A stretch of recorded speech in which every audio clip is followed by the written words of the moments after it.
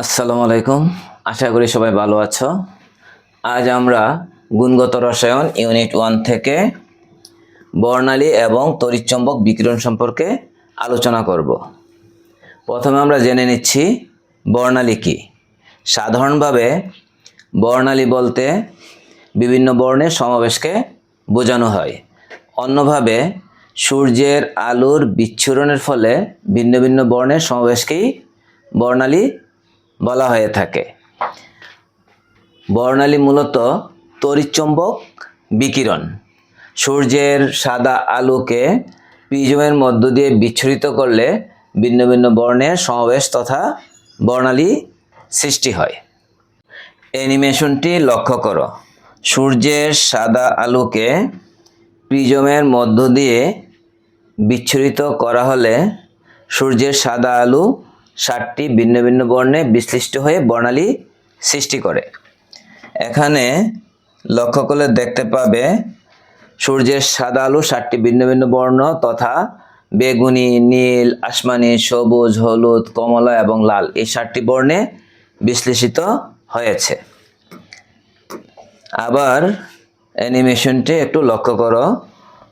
প্রিজমের মধ্য দিয়ে সাদা আলো বেরিয়ে যাচ্ছে, বেরিয়ে অ্যানিমেশনটা আবার প্রথম থেকে লক্ষ্য করো। সাদা আলো প্রিজমের মধ্য দিয়ে বেরিয়ে যাবার সময় এই সাদা আলোটি ভিন্ন ভিন্ন বর্ণে বিশ্লেষিত হয়, বিশ্লেষিত হয়ে বর্ণালী সৃষ্টি করে। এখন আমরা তড়িৎচুম্বক বিকিরণ সম্পর্কে আলোচনা করব। তড়িৎচুম্বক বিকিরণ হলো এক প্রকার শক্তি যা আলোর মতো কোনো প্রকার মাধ্যম ছাড়া তরঙ্গ আকারে প্রবাহিত হতে পারে।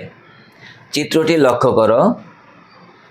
একটি তড়িৎ ক্ষেত্র এবং অপর একটি চৌম্বক ক্ষেত্রের পারস্পরিক ক্রিয়ায় তড়িৎচুম্বকীয় বিকিরণের সৃষ্টি হয়ে থাকে।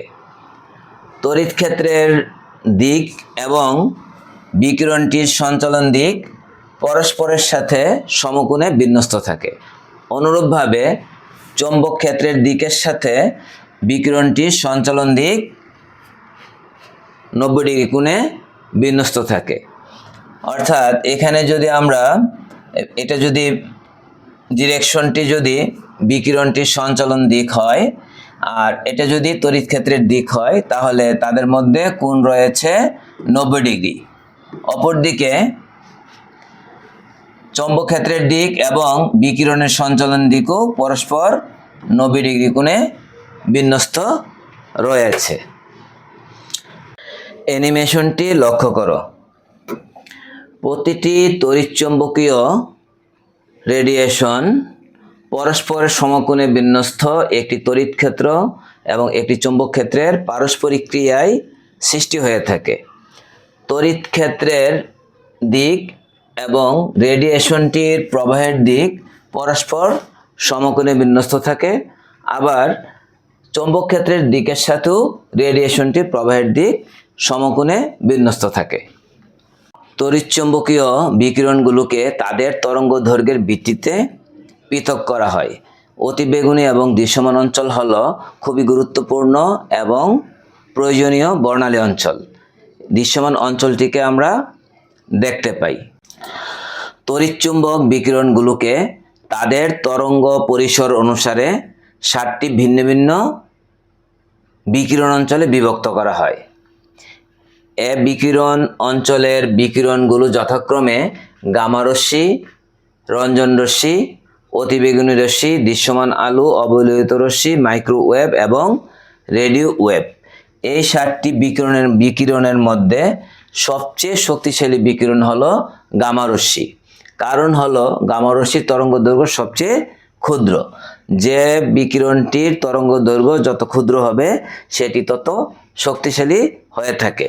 উল্লেখ্য যে বর্তমানে গামা রশ্মির চেয়েও আরও শক্তিশালী একটি বিকিরণ রয়েছে যেটাকে মহাজাগতিক রশ্মি বা কসমিক রে বলা হয়। মহাজাগতিক রশ্মির তরঙ্গ দৈর্ঘ্য হলো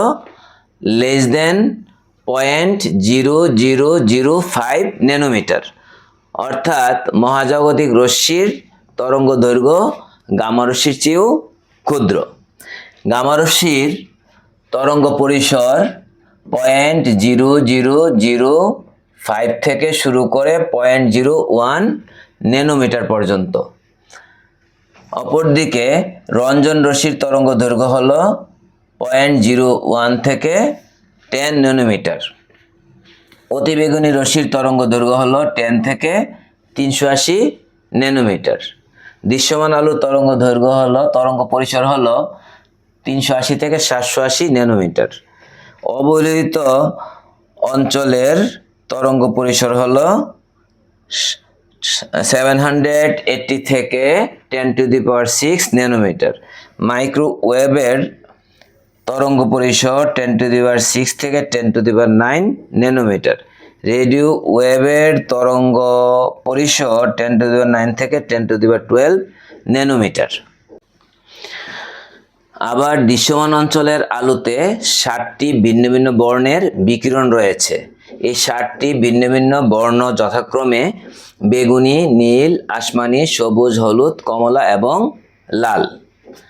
দৃশ্যমান অঞ্চলের বিকিরণগুলোর মধ্যে বেগুনি বর্ণের তরঙ্গ পরিসর হল 380 থেকে 424 ন্যানোমিটার। নীল বর্ণের আলোর তরঙ্গ পরিসর 424 থেকে 450 ন্যানোমিটার। আসমানি বর্ণের আলোর তরঙ্গ পরিসর হল 450 থেকে 500 ন্যানোমিটার। সবুজ বর্ণের আলোর তরঙ্গ পরিসর হল 500 থেকে 575 ন্যানোমিটার। হলুদ বর্ণের আলোর তরঙ্গ পরিসর হল 575 থেকে 590 ন্যানোমিটার। কমলা বর্ণের আলোর তরঙ্গ পরিসর হল 590 থেকে 647 ন্যানোমিটার। লাল বর্ণের আলোর তরঙ্গ পরিসর হল 647 থেকে 780 ন্যানোমিটার।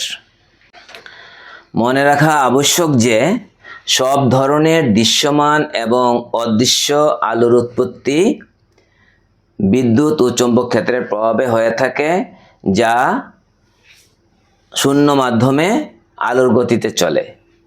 এজন্য সকল দৃশ্যমান এবং অদৃশ্য আলোককে একত্রে তড়িৎচৌম্বক বিকিরণ বলা হয়। বিজ্ঞানী জেমস ক্লার্ক ম্যাক্সওয়েল 1873 খ্রিস্টাব্দে প্রমাণ করেন যে সকল দৃশ্যমান এবং অদৃশ্য আলোর উৎপত্তি বিদ্যুৎ ও চৌম্বক ক্ষেত্রের প্রভাবে হয়ে থাকে। আজকে আমরা তড়িৎচৌম্বক বিকিরণ সম্পর্কে আলোচনা করেছি। নিশ্চয়ই তোমরা আজকের আলোচনাটি বুঝতে পেরেছ। তাহলে আজ এ পর্যন্তই থাকবে। পরের টপিকে আবার দেখা হবে। আল্লাহ হাফেজ।